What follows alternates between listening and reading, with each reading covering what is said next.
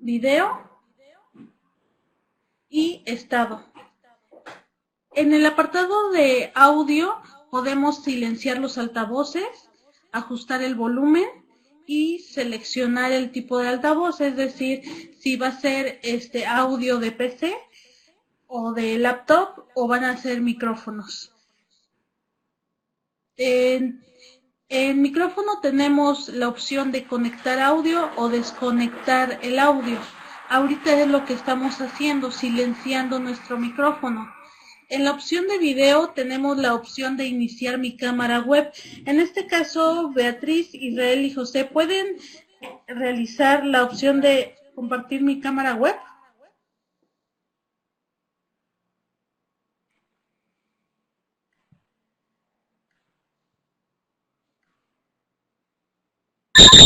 Muchas gracias, Israel.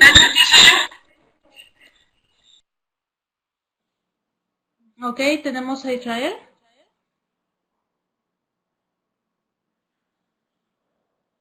¿A quién más? A Betty. Y por ahí nos José. Preguntaba José hace un momento en el chat que si hay forma de ver a todos en el video, supongo que se refiere a la cámara compartida, más bien a la cámara, y abajito aparece un letrero, ¿no? Que dice iniciar uso compartido, ya por ejemplo ahorita yo ya puedo ver a Israel y a mí. Así es. Está el modo de previsualización. Este es el modo de previsualización cuando se ven solo ustedes y ya cuando le dan clic ya aparece el uso compartido con todos. No te vemos, José.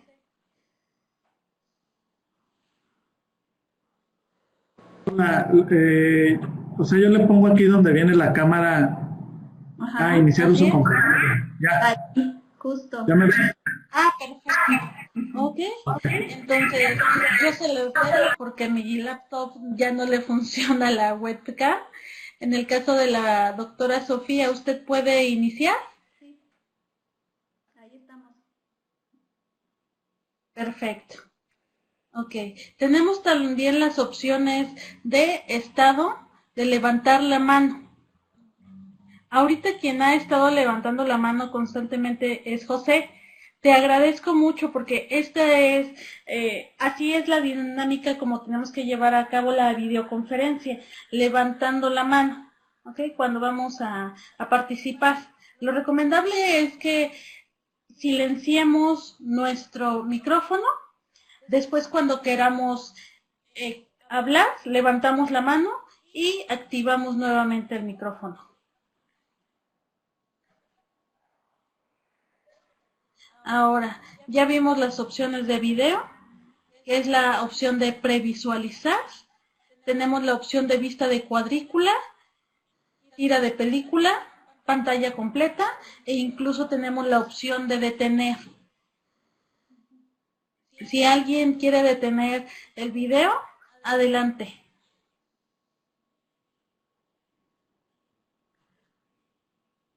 Okay. Muy bien. La opción de compartir. En este caso, yo puedo realizar la opción de que a Beatriz le solicito el uso compartido de la pantalla. ¿Puedes compartir algo?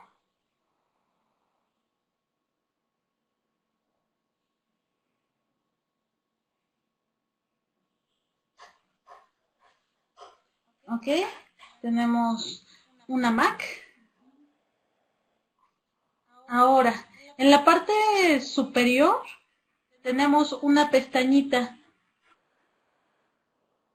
que, a ver, que dice detener el uso compartido. Ajá. Ok, ya no tenemos nada. Ahora, a José Gómez le voy a solicitar el uso compartido de pantalla. ¿Puede compartir algo?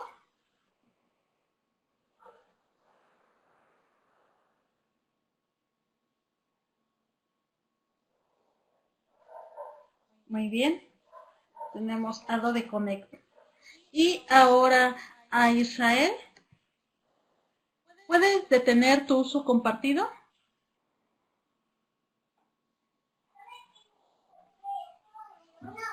Solo da clic en el centro. Puedes realizar, compartir la pantalla. Ahí dale clic.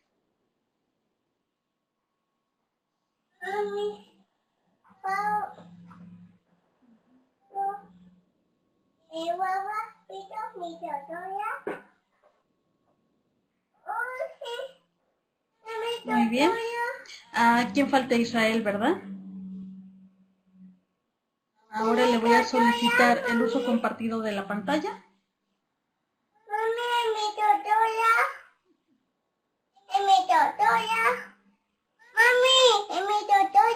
Permíteme, estoy en una reunión, mi amor.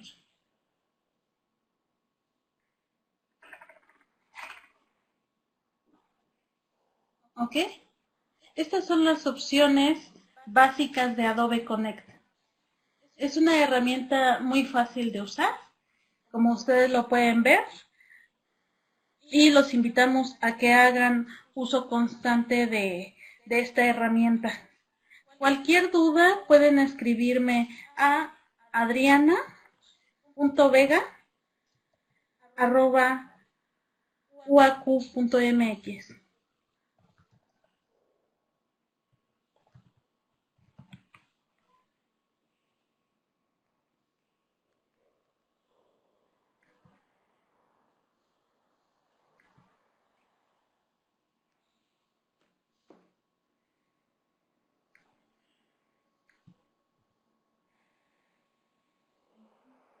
Estas son las opciones que tenemos. También nosotros la podemos ver de ocultar, maximizar, navegación sincronizada, es el que siempre está, de tener el uso compartido en esta pestañita que vemos. Y lo más importante es que podemos compartir cosas como desde la pantalla hasta un documento de alguna nube como Drive o OnCloud. Esta es la opción, en este panel es donde tenemos esas opciones. Los invito a estar un poco pues en constante interacción. Aquí está, compartir historial, pizarras, archivos cargados, mi contenido compartido y desde examinar mi PC. Sí, Beatriz. Era porque sí, es que me seguía apareciendo compartir pantalla, pero es hasta que tú restauras la presentación que ya vuelvo a verlo, ¿verdad? Ajá. Sí, ya apareció y supuse. Muchas gracias. Sí, José, tú puedes solicitarla a este correo y nosotros te agendamos una cita en videoconferencia.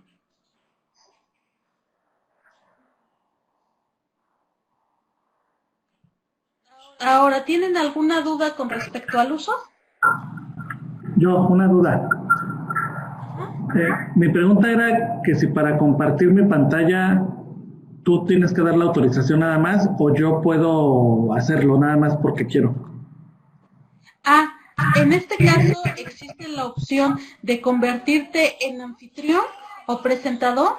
Ahorita te voy a convertir en presentador. Estás como presentador, Israel 1, ahí puedes compartir tu pantalla. Ok, igualmente voy a convertir a presentador a José y también a Beatriz. De esta manera ustedes libremente pueden hacer el uso compartido, pero definitivamente el anfitrión, que en este caso soy yo, el soporte de videoconferencia, es el que realiza esos cambios. ¿De acuerdo? ¿Alguna otra duda, José? ¿No? Perfecto. Ahora vamos a pasar a la presentación de la doctora Sofía. Y bueno, ella tiene el rol de anfitrión. Por esta razón, ella puede hacer cualquier tipo de manipulación dentro de la plataforma. Yo le cedo la palabra y espero que haya sido clara esta presentación, que les haya apoyado y pues a sus órdenes. Muchas gracias, Adriana. Muchas gracias, Adriana. No, ¿de qué? Muy bien, pues vamos a comenzar. La idea de las presentaciones que vamos a llevar a cabo en esta materia es que conozcan a todos los profesores que participamos en la especialidad. Recuerden que durante este año de la especialidad ustedes tienen que llevar a cabo un proyecto.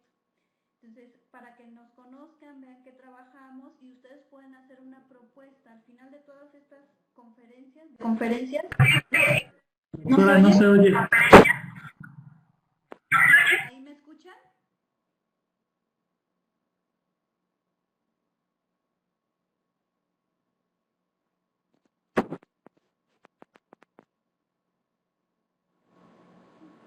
¿Mejor?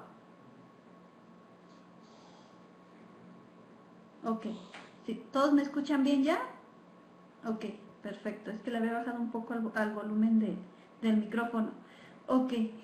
Pues como les comentaba, la idea de estas videoconferencias es que nos conozcan a todos los profesores que participamos en la especialidad, que sepan que trabajamos y ustedes pueden hacer una propuesta de cuáles son las personas que ustedes consideran más adecuadas en función del proyecto que quieren realizar en la especialidad y con el que van a graduarse. Entonces, bueno, yo les voy a presentar algunos proyectos que he realizado para que ustedes conozcan en qué trabajo. Mi área de especialidad es inocuidad de alimentos. Y bueno, dentro de la parte de inocuidad es importante los patógenos, los microorganismos patógenos y nos interesan también los microorganismos indicadores. ¿Por qué se regresa? Los microorganismos indicadores.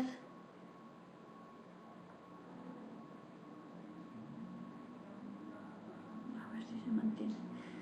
Estos microorganismos indicadores pues los utilizamos para evidenciar algunas prácticas que no están siendo adecuadas, la exposición del alimento a diferentes ambientes y nos permiten estimar algún riesgo potencial que pudiera estar presente.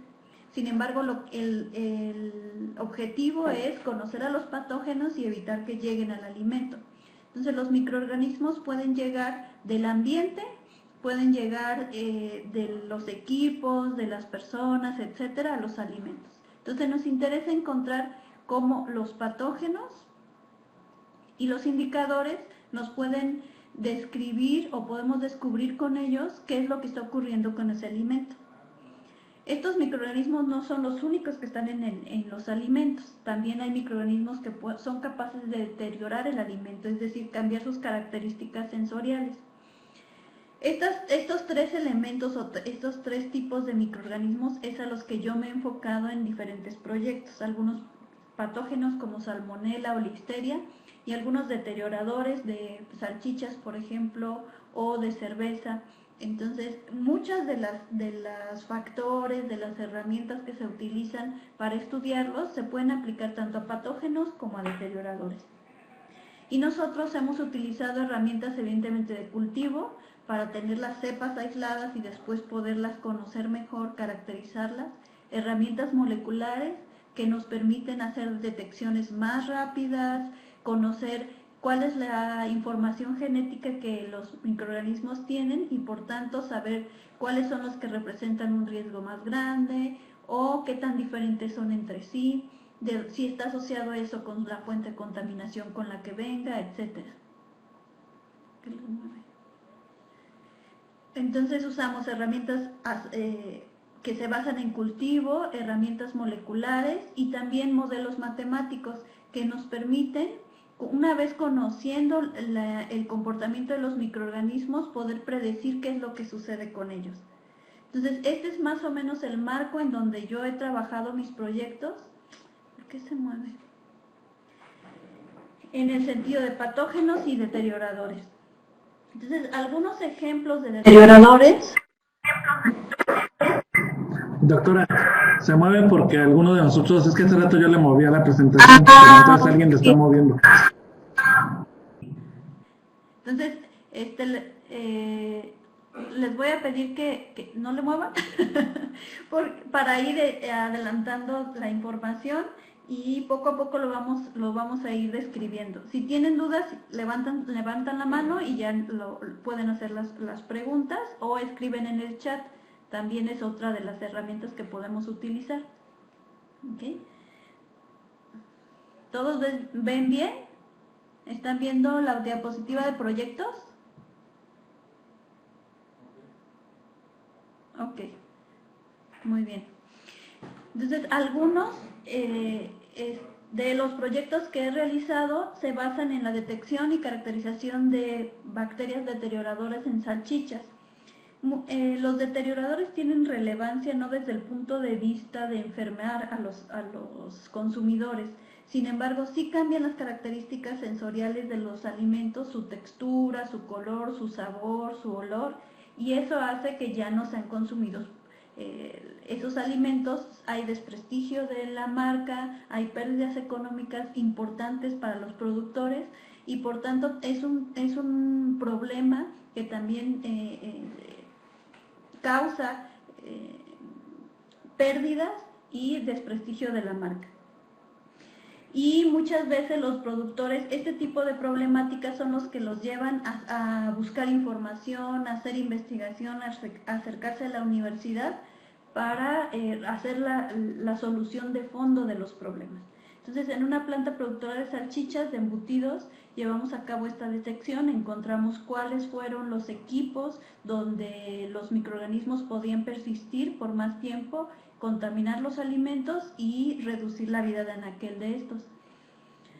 Otro proyecto importante que tuve fue en relación al patógeno de Salmonella y fue un proyecto que buscó conocer variedades de manzana que se producen aquí en Querétaro. Ahí tenemos productores de manzana pequeños, medianos, no somos los primeros productores de manzana en México, sin embargo, hay regiones donde se dan las condiciones de humedad, de cantidad de agua, etcétera, que permiten que sí se produzca. Sin embargo, las características de las manzanas no son tan competitivas. Entonces, en este proyecto que fue extenso, participamos diferentes investigadores y se buscó caracterizar las variedades que existían, ver desde el punto de vista tecnológico cómo se podían aprovechar, desde del punto de vista de tolerancia a ciertos microorganismos que enferman las plantas y también en relación a Salmonella, si todas las manzanas, independientemente de la variedad, podrían permitir que Salmonella se adhiriera y formara biopelículas. Entonces, nosotros encontramos que las condiciones ambientales son las que más influyen en la generación de estas biopelículas sobre la superficie de manzana. Nosotros sabemos que los frutos por sí mismos tienen pocos nutrientes en la superficie. Sin embargo, pudimos observar que la tierra, muestras de tierra provenientes de las mismas huertas, podrían contener nutrientes suficientes para que estos microorganismos desarrollaran. Entonces probamos y vimos que independientemente de la variedad, Salmonella es capaz de adherirse, desarrollar sobre esa superficie y formar algunas biopelículas. Ese fue otro de los proyectos. Y continuando con la interacción con las empresas de salchichas y de jamones, tratamos de buscar alternativas para resolver o para evitar este problema de deterioro. Entonces utilizamos altas presiones hidrostáticas, que es una tecnología que se aplica, por ejemplo, a jugos, a líquidos principalmente. Sin embargo, ya pastas, también pastas de aguacate, por ejemplo, y vimos que también sobre paquetes de jamón podría funcionar para disminuir la cantidad de microorganismos. En este caso fue el objetivo deterioradores. Si tienen alguna duda o quieren comentar algo, pueden participar. Otro proyecto que también fue en combinación o con vinculación con la empresa, con empresas productoras de alimentos, fue cuando investigamos la calidad microbiana de quesos frescos. Los quesos frescos en Estados Unidos, por ejemplo, empiezan a tener ya participación como vehículos de patógenos, porque hay una población latina creciente, porque se empiezan a hacer allá estos quesos frescos, y el problema que ellos han tenido principalmente ha sido con Listeria monocytogenes. Nosotros investigamos algunos quesos comerciales, quesos rancheros, por ejemplo, Oaxaca. En la gráfica les muestro, obtuvimos muestras de supermercado y mercado público y encontramos en mayor proporción salmonela, más que listeria. Listeria fue una tasa muy pequeñita, sin embargo sí está presente en estos quesos frescos que se consideran productos listos para consumo. Es decir, nosotros un queso ranchero no le damos ningún calentamiento antes del consumo, de tal manera que los microorganismos que estén ahí presentes los vamos a ingerir, y es dependiendo de la dosis y dependiendo de la virulencia de esa cepa, podríamos enfermarnos o no. Entonces, investigamos estos microorganismos, los encontramos en cierta proporción en el alimento, y después quisimos investigar cómo la composición, el contenido principalmente de sal, de la actividad de agua no la investigamos porque era relativamente reducido el rango en el que se movían estos quesos comerciales, pero investigamos el pH y el contenido de sal, ver si las diferentes composiciones que se daban en estos alimentos podrían limitar o favorecer el desarrollo de alguno de estos microorganismos.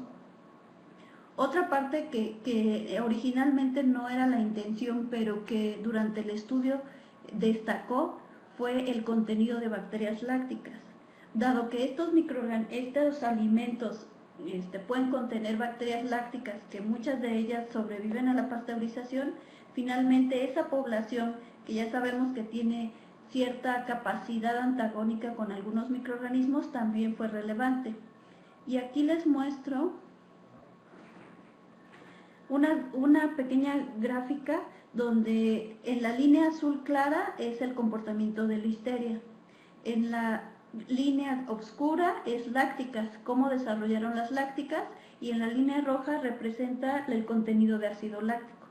En este caso, empezamos a observar, cuando estábamos haciendo estas dinámicas, una diversidad de comportamientos. En algunos casos se observaba un comportamiento de la listeria como este que vemos aquí, se mantiene y crece ligeramente.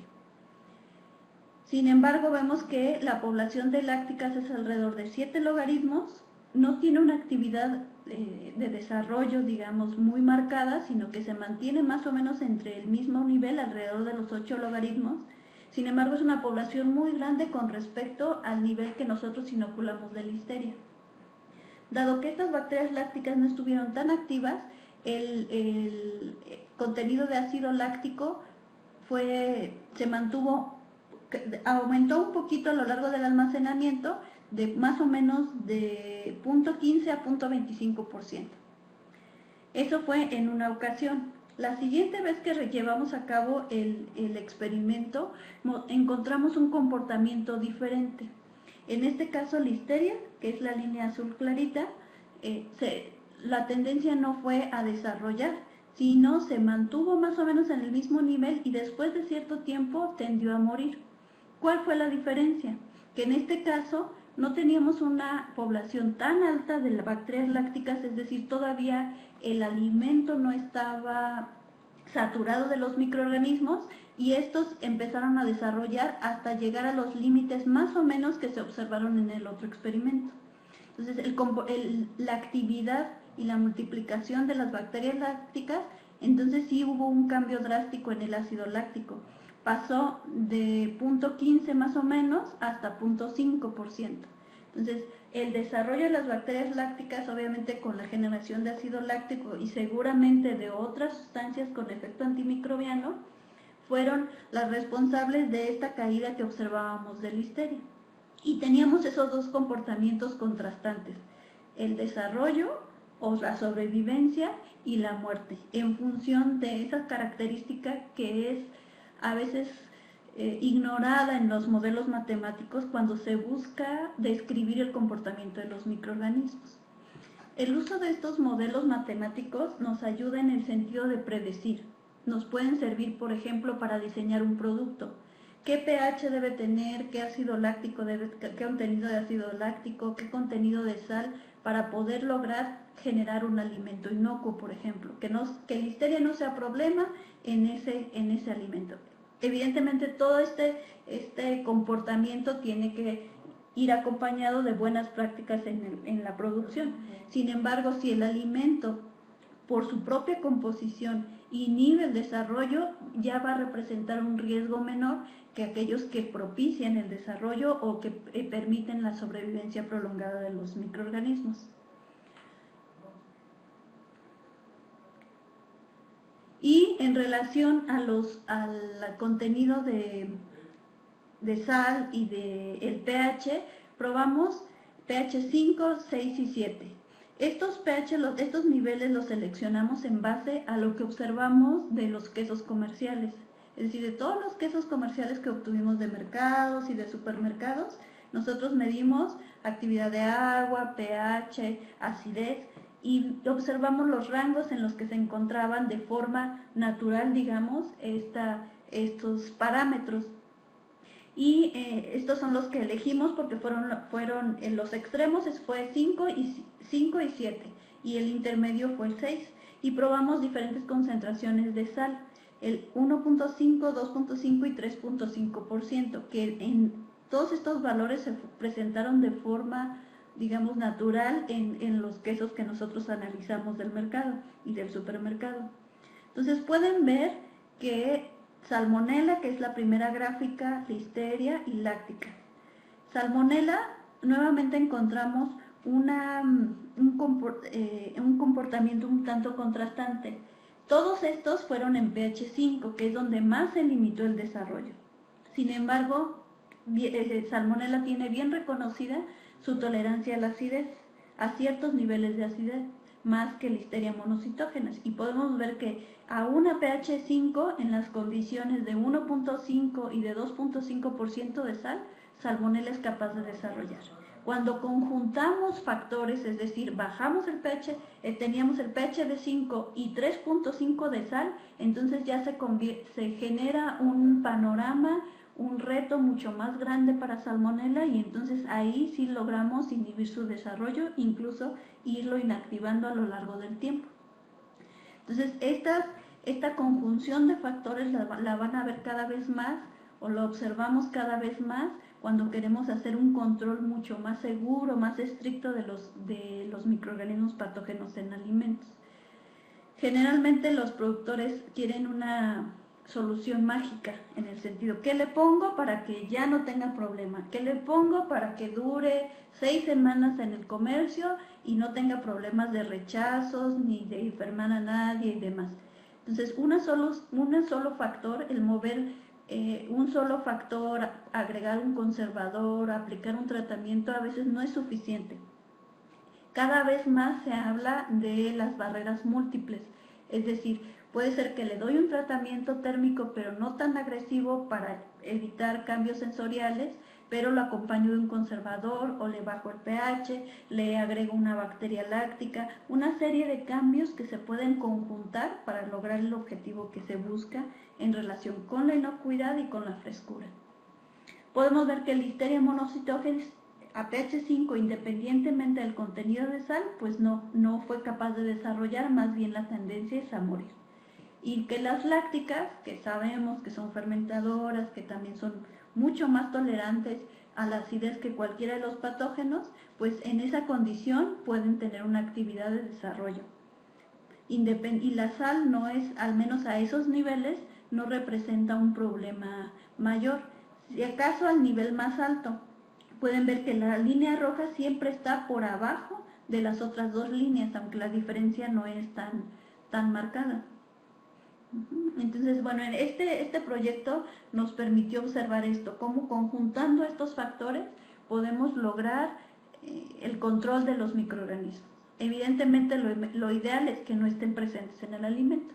Si nosotros tenemos prácticas adecuadas, tenemos materia prima de buena calidad, aplicamos procesos de cocción, procesos de desinfección, los que utilicemos en nuestros procesos para evitar el ingreso y la inactivación de los microorganismos, pues bueno, además damos condiciones que durante el almacenamiento no se propicie ese desarrollo, pues vamos a tener un alimento mucho más seguro.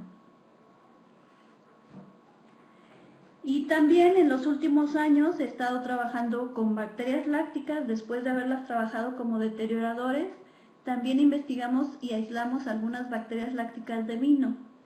¿Cuál es la intención en este caso? Los vinos es un alimento que representa un ambiente muy adverso para los patógenos.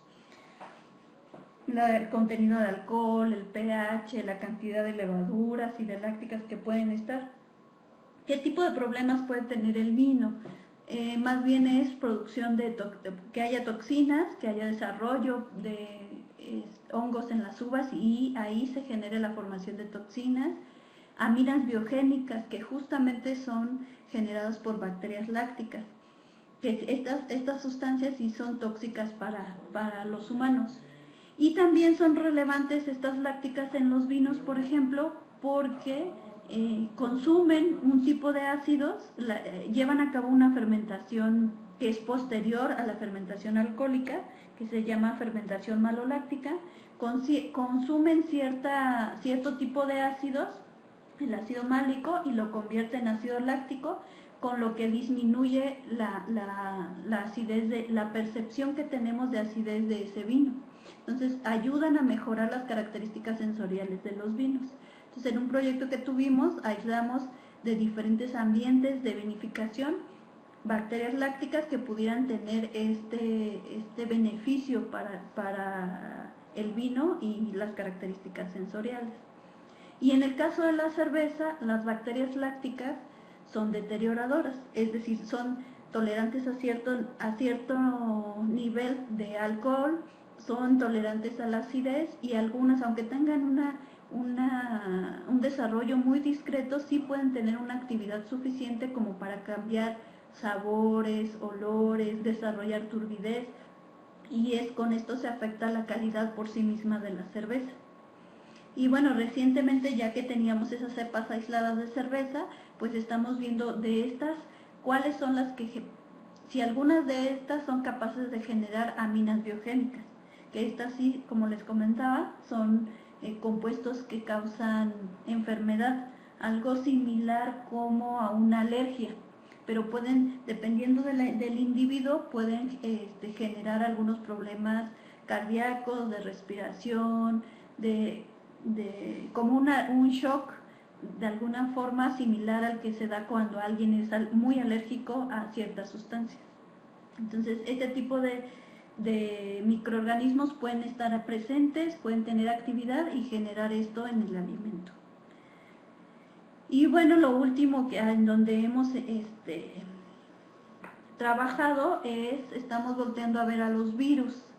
Queremos detectar uno de los virus que en Estados Unidos, en alimentos, en vegetales aquí en México, queremos detectar a este norovirus, que es uno de los virus más relevantes epidemiológicamente en Estados Unidos. En México no sabemos mucho qué pasa con ellos, pero queremos ver si las frutas, las hortalizas que en Estados Unidos se han visto involucradas en brotes por este virus, pudieran contenerlo. No son los únicos alimentos importantes, se pueden transmitir ya sea por agua, por ensaladas. Los virus, ustedes saben que son muy específicos del hospedero, del huésped al que infectan. Entonces los norovirus son propios del humano.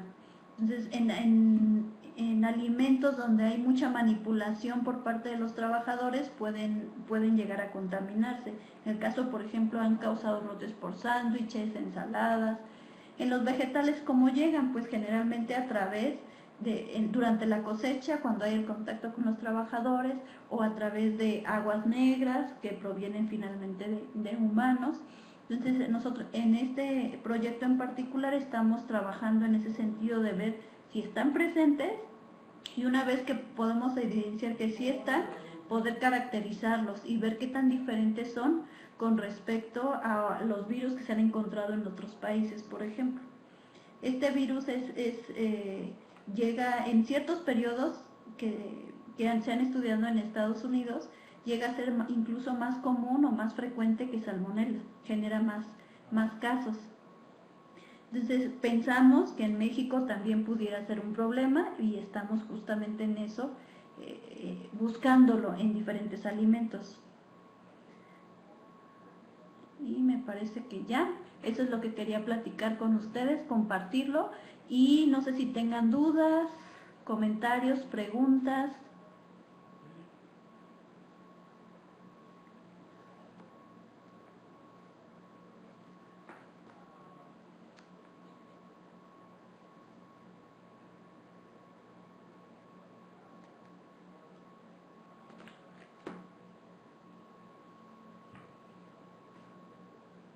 ¿Alguna pregunta?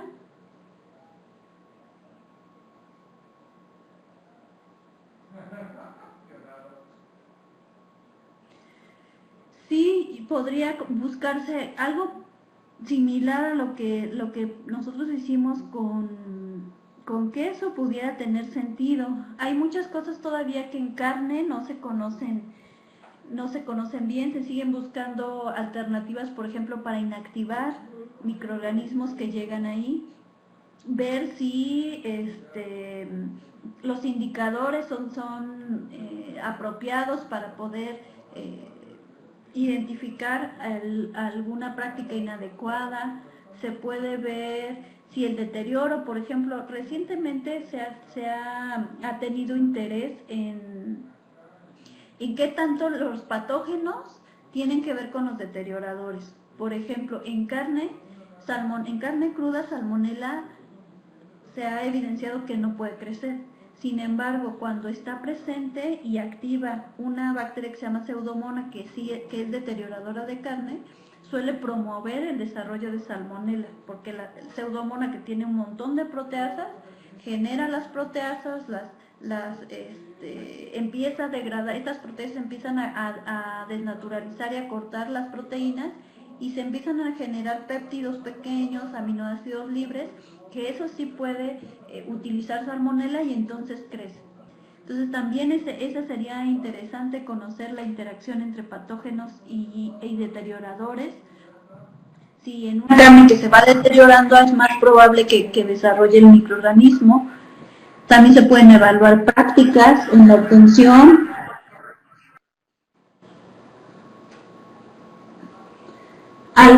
En algún producto transformado también sería interesante como generar el perfil.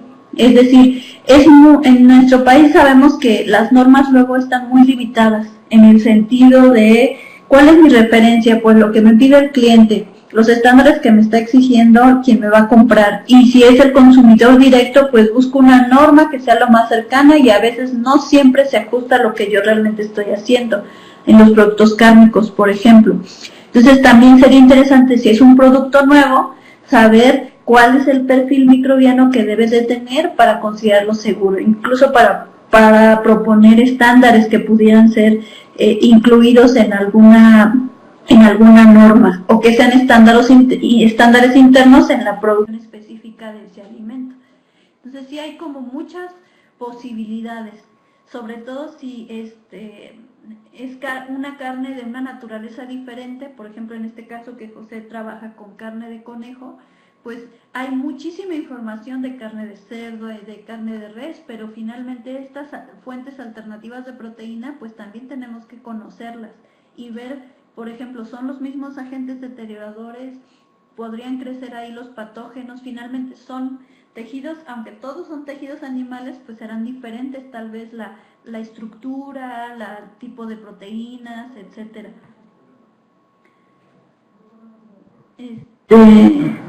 ¿Qué te perdiste?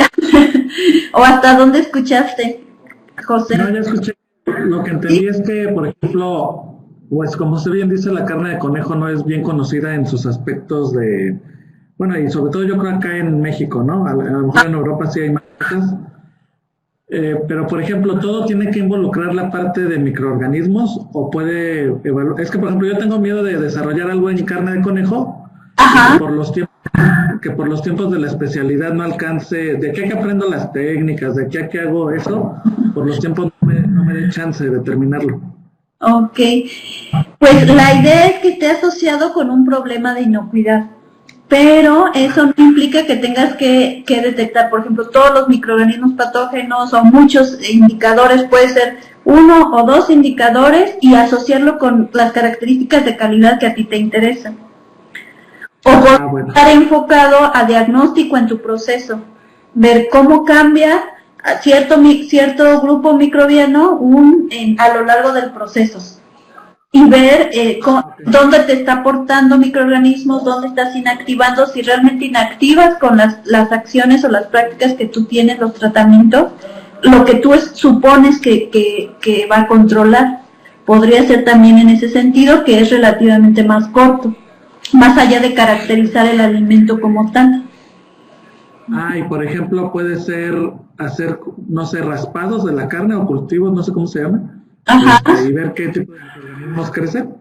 Puede ser que puedas tú caracterizar esa microbiota presente en el alimento o que elijas un microorganismo, un grupo microbiano, por ejemplo, coliformes, que te sirva para darle seguimiento durante todo el proceso para ver en dónde se incrementa, si tienes prácticas que están promoviendo el desarrollo, dónde se inactivan, dónde están ingresando.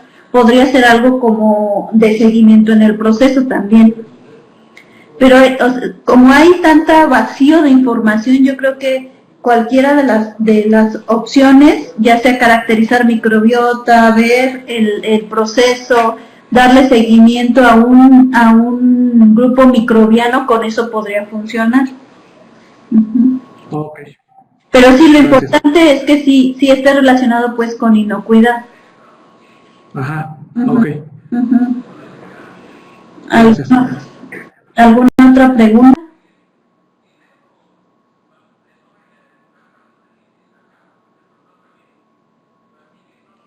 Bueno, pues esta es la primera, digamos, de las presentaciones que van a tener. También va a presentarse la maestra Betty, la doctora Monse, todos los profesores que participan en nuestra especialidad.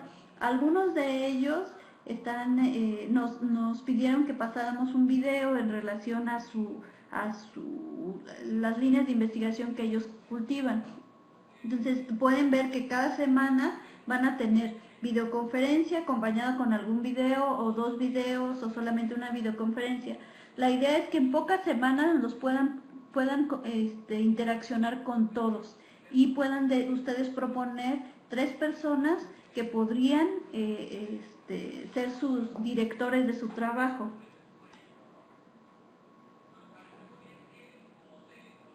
Sí, es que algunos de ellos tienen algunas complicaciones y decidieron no realizar una videoconferencia como esta, sino, como pueden ver, la videoconferencia se está grabando. Entonces, esto genera un video. La idea es que este video esté disponible. Por ejemplo, nos faltaron 3 compañeros que no están conectados, pero como sé que puede quedar el video ahí en la plataforma para que ellos puedan acceder a la información y aunque no hayan podido conectarse, puedan enterarse de qué es lo que hacemos cada uno. Entonces, en algunos casos de los profesores nos pidieron que pusiéramos ese video y la idea es que ustedes los vayan viendo a lo largo de estas semanas y rápidamente nos conozcan y entonces puedan tomar la decisión de sus prioridades de manera más informada, en función a lo que cada uno tenga de interés, le gustaría hacer en su trabajo, de acuerdo a las actividades propias de su trabajo. Sí, chicos, buenas tardes. Como dice la doctora Sofi, bueno, están ahí los videos y todo. Es importante que revisen todo lo que viene en la parte de recursos. Y bueno, una de ellas justamente es la agenda de presentaciones. Entonces en estas semanas, ahí viene cuántas, me parece que son 4 o 5, nos debemos de presentar todos los profesores. Quienes no va a hacer una videoconferencia como en este caso y que está un video, es importante que lo vean porque, bueno, finalmente ahí viene el correo y lo que sea, y cualquier duda que tengan, se pongan en contacto con ellos si tienen alguna pregunta en particular para que eso defina si es su línea de investigación que quieren. Por otro lado, también en la parte de recursos están los CVs de todos los profesores, entonces yo creo que es importante que vayan pensando para que cuando terminemos la presentación del núcleo básico, ustedes puedan ya llenar su formato de prioridades. Si no me equivoco, no va a ser así súper definitivo que no puedan cambiarlo nunca jamás en la vida, pero sí que ya vayan teniendo una idea, ¿no? También es importante para que vean cómo se van a conectar con las siguientes videoconferencias. La semana pasada que no se conectó nadie con la doctora Monse porque pues, a lo mejor no encontrábamos la manera, etcétera, yo ya le pregunté para ver qué día podemos reagendarlo, entonces se actualizará la agenda para que ya aparezca una nueva fecha para que la doctora Monse realice videoconferencia con ustedes. Entonces, nosotros, la idea es que nos conecte, cuando sea videoconferencia, como en este caso, sea los jueves a esta hora, a las 7 de la noche, pensando que a esta hora ya pudiera ser factible para ustedes atender y participar. Vemos que yo voy a comentar con los otros compañeros a ver cuál fue la problemática que tuvieron para que no se conectara, y en caso, no sé si en caso de que sea necesario 7:30, ustedes tuvieran algún problema para conectarse.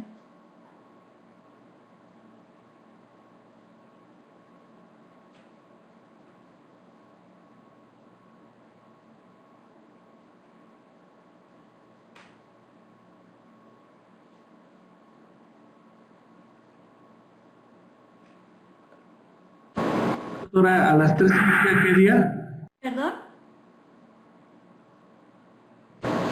3:30 qué día? Normalmente va a ser los jueves a las 7, ese es el horario que nosotros seleccionamos, bueno, que la maestra Betty consideró que era necesario, que era suficiente como para que ustedes se conectaran. Yo voy a platicar con los chicos que no se conectaron para ver si fue un problema puntual, que no pudieron entrar a tiempo, o si pudiéramos retrasar un poquito más la hora de la videoconferencia para que tuvieran mayor oportunidad de conectarse. ¿Para ustedes sería mucho problema si lo movemos 7:30?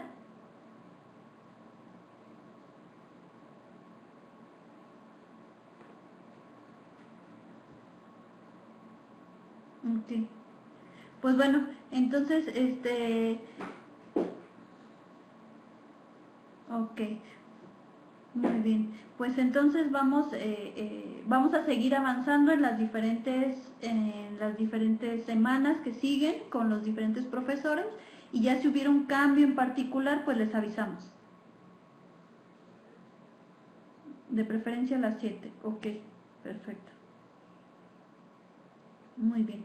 Pues entonces, si no tienen alguna otra pregunta, en tu caso, Juan Carlos, va a quedar, esta sesión está grabándose de tal manera que se va a generar un video donde tú puedes verlo desde el principio para que veas toda la información que platicamos. Y cualquier duda, pues me puedes escribir y lo vamos resolviendo.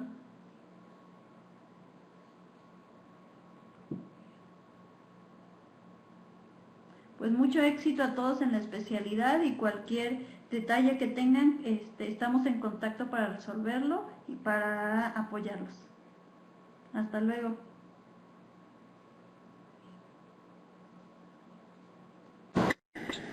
Hasta luego, muchas gracias, chicos. Yo sigo atenta en el correo electrónico por cualquier duda que tengan. Igual, nos vemos por aquí la próxima semana. Gracias, excelente noche. Que descansen todos, y muchas gracias a Adriana, que nos estuvo apoyando en esta sesión. A la orden. Hasta luego, buenas noches. Hasta luego. Hasta luego.